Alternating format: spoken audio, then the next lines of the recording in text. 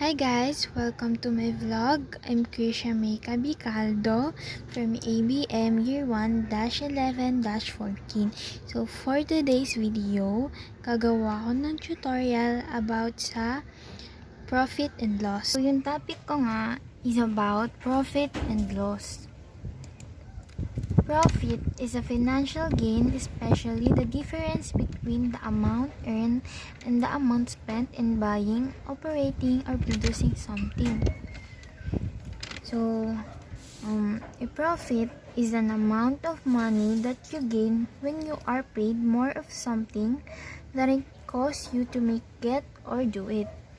So, yung profit sa Tagalog ay tubo.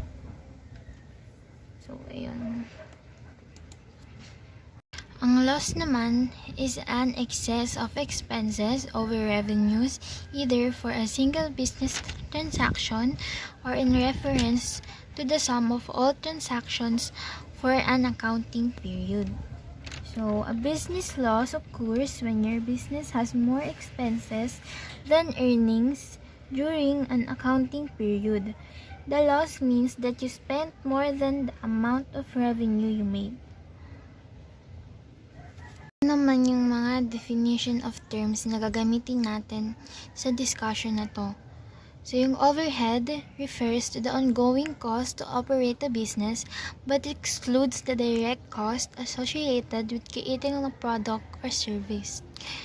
Gross profit is the financial gain of a company after deduction of the cost necessary to manufacture and distribute its goods or service. Yung net profit is a company's total earnings after subtracting all expenses. So, yung revenue is the total amount of money brought in by a company's operation measured over a set amount of time. Guys, yung first example natin, the cost of a cell phone is 8,500 and sold for 10,000 pesos. Determine if you have a profit or a loss. So, yung solution natin para dyan is ito, selling price minus cost. So, i-check mo yung yung problem, determine mo kung ano yung selling price at kung ano yung cost. So, yung selling price natin dyan is 10,000 pesos and yung cost is yung 8,500. So, 10,000 pesos minus 8,500 is equal to 1,500. So, ito yung conclusion natin para dyan. In a cell phone, we got a profit of 1,500. So, bakit profit siya? Kasi nadagdagan yung kita natin, 'di ba? It means tumubo ka kasi nadagdagan. For example, the cost of a television is 22,500 and sold for 20,000. Determine if you have a profit or a loss. So, yung solution natin is ganun pa rin, selling price minus cost.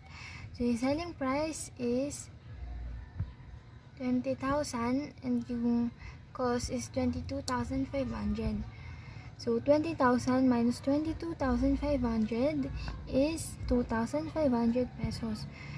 So, yung conclusion natin, ng television, we got a loss of 2,500 pesos.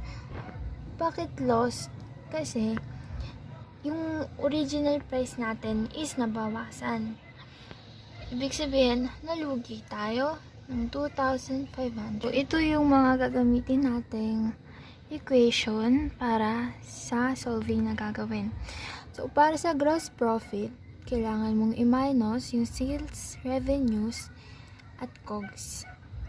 So, para makuha mo naman yung gross profit margin, gross profit divided by sales revenue times 100.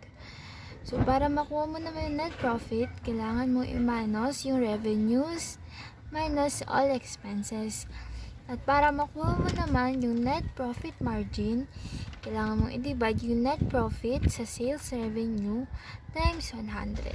Yung example, the cost of a gas stove is 6,500 pesos and sold for 9,000 pesos. Find the gross profit.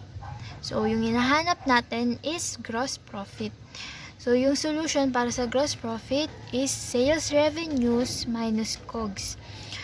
So, yung sales revenues natin is yung 9,000 At yung COGS is yung 6,500. Ima-minus mo lang yung dalawa. So, 9,000 minus 6,500 is equal to 2,500 pesos. So, ayun na yung gross profit natin. So, yung conclusion, the gross profit on the gas stove is 2,500 pesos. Ganun lang siya kadali. Okay. Hindi naman natin yung gross profit margin ng sinolve natin kanina. So, the cost of a gas stove is 6,500 pesos and sold for 9,000 pesos. Find the gross profit margin. So, yung solution natin dyan, diba, is gross profit divided by sales revenue times 100. So, yung gross profit natin kanina na sinolve is 2,500 pesos. I-divide mo siya sa sales revenue, which is 9,000 pesos times 100. So, pag sinolve mo yan, 2,500 divided by 9,000, ita-times mo siya sa 100. So, yung lalabas doon is 27.78%. So, ayun yung magiging gross profit margin natin. Yung conclusion, the gross profit margin on the fan is 27.78%. Example, the cost of a guitar is 5,225.50 pesos and sold for 7,000 pesos. Find the gross profit. So, yung gross profit is equal to sales revenues minus COGS. So, 7,000 minus 5,225.50 is equal to 2,225.50. Ayun na yung ating gross profit. So, conclusion, the gross profit on the gas stove is 2,225.50. Naman natin yung gross profit margin na sinolve nating gross profit kanina. So, the cost of a guitar is 5,225.50 and sold for 7,000 pesos. Find the gross profit margin. So, yung equation natin dyan is ito. Gross profit margin is equal to gross profit divided by sales revenue times 100. So, yung gross profit natin kanina is 2,225.50. Divide siya sa sales revenue, which is 7,000 pesos times 100. So, pag kinalculate nyo yan, ito yung lalabas sa sagot, 31.79%. Ayun na yung ating gross profit margin. So, yung conclusion natin para dyan ay ito. The gross profit margin on the fan is 31.79%. Example naman na to is kung paano isolve yung net profit. So, yung problem natin dito, a fast food chain has 500,000 pesos in revenue with a cost of goods sold of 50,000 pesos. If 100,000 pesos is for the salaries, 60,000 pesos to operating expenses, and 10,000 pesos to taxes, find the net profit. So, yung solution natin dyan ito. So, yung net profit, sales revenues minus expenses. So, ayan. Yung sales revenues natin is 500,000. So, lahat ng expenses natin is ima-minus natin sa 500,000. So, yung 50,000 pesos, ilalagay natin dyan.